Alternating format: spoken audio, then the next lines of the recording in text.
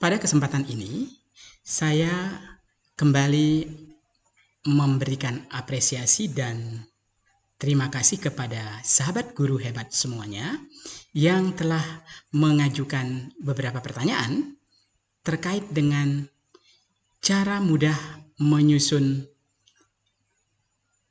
dupat dan input lampiran 1, lampiran 2, 3, 4, dan menyusun laporan pengembangan diri, sehingga kelengkapan di dalam keseluruh komponen usul dupat itu benar-benar dapat dilengkapi dan juga dibuat dengan benar sesuai dengan standar yang tentunya digunakan di dalam peraturan Permenpan yang kita rujuk sebagai acuan.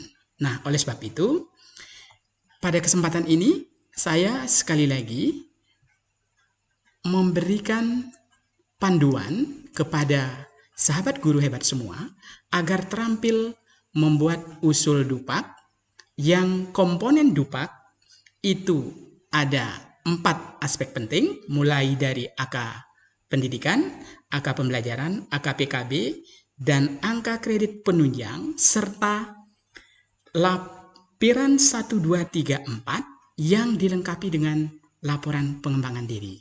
Nah, oleh sebab itu, ketika kita mulai menyusun kelengkapan dupat guru untuk setingkat naik pangkat lebih tinggi, maka barang yang paling dicari adalah pertama kali paklama. Nah, lanjut dari paklama, kenapa paklama ini yang kita perlukan? Karena memang naik pangkat itu tidak boleh putus dari naik pangkat sebelumnya sampai ke naik pangkat berikutnya. Oleh sebab itu, di samping paklama, maka yang harus dicari juga adalah SK kenaikan pangkat terbaru yang dimiliki, karena dari situ nanti akan bisa kita susun aspek pentingnya, ditambah lagi bukti fisik yang sudah berhasil dikumpulkan sebagai kelengkapan dupat, dan juga yang komponennya ada 4 tadi, angka pendidikan, angka pembelajaran, angka PKB, angka penunjang, dan juga laporan pengembangan diri. Nah, oleh sebab itu, ketika kita ingin mengumpulkan kelengkapan yang sudah sahabat guru hebat miliki, maka 4 aspek penting ini, angka pendidikan, S1 itu sudah dinilai 100 angka kredit, kemudian S2 linear ditambah 50, S3 linear ditambah 50. Nah, di yang kedua, yang masih terkendala oleh sahabat guru hebat ini adalah angka kredit pembelajaran yang diambil dari penilaian kinerja guru untuk guru mata pelajaran dan PK guru BK untuk guru bimbingan. Nah, kemudian yang ketiga itu ada angka kredit pengembangan keprofesian berkelanjutan yang meliputi angka pengembangan diri, angka publikasi ilmiah, dan angka kredit karya inovatif. Dan di yang terakhir itu ada unsur penunjang yang minimal sahabat guru hebat sudah memenuhi 3 yang terkait dengan unsur penunjang, yaitu membimbing siswa 0,17, kemudian mengawas ujian 0,08, dan juga menjadi anggota profesi 0,75, atau menjadi ketua musyawarah guru atau kelompok kerja guru, maka itu angka kreditnya adalah 1,00. Nah, sahabat guru hebat, kita kembali perhatikan bahwa usul dupat dan lampirannya, maka kita mulai dengan daftar usul penetapan angka kredit dupat itu sendiri sebagai lampiran 1, kemudian lampiran 2-nya adalah surat melaksanakan tugas pembelajaran bimbingan dan tugas tertentu yang dibebankan kepada sahabat guru hebat, serta di lampiran 3 adalah surat pernyataan melakukan pengembangan keprofesian berkelanjutan, dan kemudian yang terakhir di lampiran 4 itu adalah surat menyatakan pernyataan melakukan kegiatan penunjang yang sudah berhasil dilakukan. Nah, oleh sebab itu, ketika kita mulai dengan lampiran 1, maka yang harus diperhatikan penting di dalam keterangan perorangan. Misalnya di sini saya contohkan adalah nama dan seterusnya diisi NIP, NU, PTK. Ini hanya sebagai contoh. Kemudian yang paling penting di poin ini, di lampiran 1 ini, di bagian keterangan perorangan adalah bagaimana sahabat guru hebat semua harus berhasil menentukan masa kerja golongan lama dan masa kerja golongan baru. Nah, apa yang harus diperhatikan? Penting untuk dilihat itu adalah masa kerja golongan lama, tinggal ambil yang tertera pada SK terbaru sebelum usul kenaikan SK setingkat lebih tinggi. Nah, misalnya di sini SK 4C TMT saya adalah 1 April 2017, maka tinggal diambil di masa kerja golongannya di sana adalah 23 tahun 01 bulan. Nah, sehingga artinya apa? Ini persis ambil di SK kenaikan pangkat dengan catatan dupak usul kita ini adalah sama tahun 2017. Kalau misalnya mundur berarti di 2016 dikurangi 22 dan seterusnya. Nah, kemudian sekarang bagaimana cara menghitung baru? Nah, untuk menghitung baru ternyata tinggal baru itu di 2017, ini kan posisi startnya adalah di April 2017. Maka kita akan mulai 1 bulan berikutnya, Mei, Juni, Juli, Agustus, September, Oktober, November, Desember, maka ada 8. Nah, sehingga 01 bulan ditambah dengan 8, maka muncullah di sini 23 tahun 09 bulan. Itu untuk di baru. Nah, di berikutnya adalah yang penting bagaimana sahabat guru hebat sudah mulai masuk ke pendidikan. Pendidikan kalau S1 itu pasti sudah 100 di nomor 3, S2 tambahkan 50 ini di kolom baru tinggal diisi, S3 juga begitu ditambahkan sesuai dengan keterpenuhan dari izin belajar dan tugas belajar. Nah, di berikutnya adalah yang kedua, bagaimana kita mengisi angka kredit pembelajaran atau bimbingan dan tugas tertentu. Nah, melaksanakan proses pembelajaran di poin A, ini sahabat guru hebat semuanya tinggal lihat masukkan di hasil PK guru. Ingat, PK gurunya harus kategori baik, tidak boleh amat baik. Kenapa tidak boleh amat baik? Tentunya pertimbangannya, sahabat guru hebat kalau sakit tidak akan mungkin datang ke sekolah. Kalau hari hujan atau mungkin ada masalah, pasti pertimbangannya tidak selalu amat baik. Nah, oleh sebab itu yang diperhatikan penilaiannya baik. Nah, baik itu seperti apa? Maka acuannya adalah kita menggunakan tabel yang nanti akan kita berikan, bantuannya akan kita berikan sebentar lagi. Nah, poin pentingnya di sini bagaimana sahabat guru hebat kalau menjadi kepala sekolah. Kalau menjadi kepala sekolah maka 2020 dan ke bawah 2019-18 maka 25%-nya masih sebagai guru, sedangkan 75%-nya adalah sebagai kepala sekolah. Nah, sedangkan untuk masuk di menjadi wakil kepala sekolah, menjadi ketua program, menjadi kepala perpustakaan, menjadi kepala lab, ini semuanya adalah 50% kali PK guru. Nah, begitu juga kalau menjadi wali kelas, maka itu adalah 5% kali PK guru. Nah, ini tabel yang kita gunakan, sahabat guru hebat bisa lihat, kalau 3A, gurunya 3A, maka kalau dia sebagai guru, angka kredit, angka pembelajarannya adalah 10,50, dan kalau dia sebagai wali kelas, maka mendapat tambahan angka kredit sebesar 0,525, yaitu 5% kali 10,5, dan di sebagai kepala sekolah 3A belum. Nah, sehingga wakil bisa, ya, kalau wakil, guru dan wakil, maka dia 50% sebagai guru dan 50% sebagai wakil kepala sekolahnya. Nah, begitu juga untuk 3B ke 3C ini adalah 9,5. Ini nilai wali kelas, dan ini 3B sebagai guru dan kepala sekolah ini juga masih belum, maka dia akan mulai untuk kepala sekolah. Maka kita bisa lihat di 3C itu adalah 20,25, itu kalau sebagai guru dan sebagai wali kelas 1,0125, dan kalau sebagai guru dan kepala sekolah, ini membacanya adalah guru dan kepala sekolah, maka 25%-nya, ini 75%-nya. Kemudian berikutnya guru dan wakil kepala sekolah, ini adalah di 3C 20,25, 50%-nya 10,125, dan seterusnya. 3D ini guru dan wali kelas. Nah, ini adalah tinggal dimasukkan ke dalam angka kredit pembelajaran. Nah, di berikutnya adalah kita akan melihat bagaimana di angka kredit pengembangan keprofesian berkelanjutan harus memenuhi kriteria APIK, ya, kriteria APIK: asli, perlu, ilmiah, dan konsisten. Asli tentu benar-benar merupakan karya asli penyusunnya, bukan merupakan plagiat atau ciplakan, dan ada niat-niat yang tidak jujur.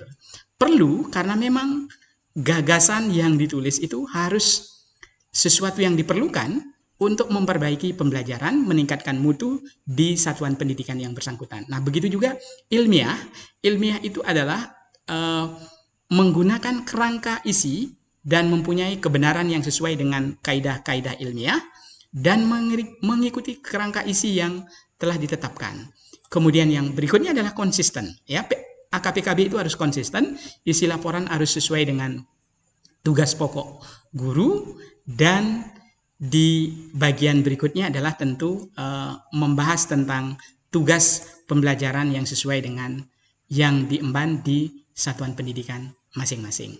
Nah, tentu di berikutnya adalah angka kredit pengembangan keprofesian berkelanjutan, itu mulai dari angka pengembangan diri, dan juga angka pengembangan diri ini dibagi menjadi dua yang bisa diikuti oleh sahabat guru hebat semua, yaitu yang pertama adalah kegiatan diklat fungsional guru, ya, diklat fungsional guru yang 30 jam sampai dengan 80 jam itu angka kreditnya 1,0, dan juga 81 sampai 180 itu 2,0, dan seterusnya dengan rentang angka kredit masing-masing. Dan yang cukup efektif yang bisa dilakukan di kegiatan KKG dan MGMP itu adalah yang namanya kegiatan kolektif guru, dan angka kreditnya 0,15 untuk 3 kali pertemuan, boleh memilih 4 kegiatan, mulai dari penyusunan soal, mulai juga tentang salah satunya adalah membuat makalah, membuat kelengkapan dupak, itu semuanya adalah bisa dilakukan di kegiatan diklat di kegiatan kolektif guru. Nah, berikutnya yang kedua itu adalah publikasi ilmiah. Publikasi ilmiah ini di masa pandemi COVID-19 ini yang harus hati-hati, yang mungkin yang bisa dilakukan oleh sahabat guru hebat semua adalah mulai dari modul 0,5 tingkat sekolah, 1,0 tingkat kabupaten, kota, 1,5 tingkat provinsi. Tulisan ilmiah populer ini masih bisa, asal kriterianya APIK. Dan yang paling digemari, ini barangkali ini di makalah, nanti akan kita khusus bahas tersendiri. Buku, karya terjemahan, artikel ilmiah, best practice. Nah, kenapa PTK dan PTS ini saya letakkan di belakang? Karena di masa pandemi COVID-19 ini sulit untuk melakukan pengamatan secara tatap muka, karena memang di beberapa wilayah kita tidak diperbolehkan melakukan pertemuan tatap muka. Nah, untuk di berikutnya, tentu yang penting itu adalah karya inovatif. Nah, karya inovatif ini jelas ada kategori sederhana dan ada kategori kompleks. Yang justru cukup menarik di masa pandemi COVID-19 ini adalah bagaimana keberhasilan guru-guru yang sudah berupaya untuk membuat video pembelajaran. Ini yang justru sangat bagus untuk bisa diusulkan dengan tentu durasi 30 menit itu adalah termasuk kategori sederhana, dan 60 menit adalah kategori kompleks, tentunya dengan dilengkapi bagaimana cara membuat karya inovatif tersebut, dan tentu juga harus disahkan oleh pimpinan. Nah, di berikutnya ada beberapa karya inovatif yang bisa diambil dan yang bisa digunakan sebagai pelengkap untuk angka kredit publikasi ilmiah. Tentu ini menjadi perhatian bagi sahabat guru hebat semua. Dan berikutnya adalah di unsur penunjang. Nah, khusus untuk di unsur penunjang, ijazah tidak linear S1 5, S2 10, dan S3 15 membimbing siswa, tadi sudah saya sebutkan 0,17, pengawas ujian, menjadi pengurus organisasi sudah, dan menjadi tim penilai angka kredit, kemudian menjadi tutor, pelatih, instruktur, pemandu, itu 0,04 per 2 jam, dan termasuk memperoleh penghargaan tanda jasa, itu ada 1 untuk 10 tahun, 5 tahun, 10 tahun, dan 15 tahun. Ya. Nah, kemudian di berikutnya saya akan sampaikan bagaimana cara mengisi lampiran surat pernyataan melaksanakan tugas pembelajaran. Saya kira ini biasa. Tinggal ini dilengkapi khususnya di angka pembelajaran. Nah, ini tahun 2016 29,75, tahun 2017 itu sama, karena ini jabatannya, misalnya di sini dia ada sebagai guru atau sebagai kepala sekolah atau wakil. Nah, ini wakil 14,875. Kemudian di tahun yang sama dia juga menjadi wakil, sehingga 50% tadi angka pembelajarannya. Nah, berikutnya juga di surat lampiran 3, surat pernyataan untuk melakukan pengembangan keprofesian berkelanjutan. Nah, ini penting dicatat, di pengembangan dirinya ada berapa, apa saja yang diikuti, termasuk ada diklat penyusunan soal, dan juga ada kegiatan kolektif guru di pengembangan dirinya, sampai kepada di surat pernyataan itu ada pengembangan profesi terkait dengan pengembangan diri, dan juga ada publikasi ilmiah dan karya inovatifnya, juga ketiga-tiganya harus dilengkapi. Dan yang berikutnya adalah bagaimana kelengkapan dari kegiatan unsur penunjang yang diikuti. Nah, identitasnya diisi, lalu misalnya di sini ada membimbing olimpiade, kemudian juga mengikuti mengawas ujian. Nah, ini semua sesuai dengan yang sudah dilakukan. Nah, di berikutnya adalah di terakhir itu bagaimana pengembangan diri. Laporan pengembangan diri ini betul-betul harus dibuat dengan kerangka yang tentunya bukan hanya satu lembar, bukan hanya satu halaman. Ini sekali lagi, karena di laporan pengembangan diri itu harus ada di bagian awal, dan sekolah sudah harus mulai menetapkan salah satu guru yang bisa ditunjuk sebagai koordinator PKB. Karena pengesahannya, nama gurunya siapa, lalu dari situ akan disahkan oleh siapa? Koordinator PKB yang menyatakan bahwa benar di sekolah tersebut guru yang mengusulkan pengembangan diri telah mengikuti kegiatan pengembangan diri, baik itu kegiatan kolektif guru maupun itu kegiatan diklat fungsional. Lalu dibuatlah waktu pelaksanaannya kapan, kemudian di sini ada jenis kegiatannya apa, sampai kepada tujuan pengembangan dirinya, uraian materinya, lalu tindak lanjut, dan sampai kepada dampak pengembangan diri yang diperoleh, sehingga di terakhir itu baru dibuatkan rekapitulasi pengembangan diri yang untuk selanjutnya diusulkan sehingga betul-betul bisa digunakan sebagai kelengkapan naik pangkat setingkat lebih tinggi. Itu sahabat guru hebat semua, mudah-mudahan apa yang saya sampaikan ini betul-betul bisa membantu kelengkapan menyusun dupak lampiran 1, lampiran 2 itu adalah mulai dari AK pendidikan, AK pembelajaran, AK PKB, dan AK unsur penunjang sampai laporan pengembangan diri. Mudah-mudahan bermanfaat. Terima kasih. Salam sehat selalu.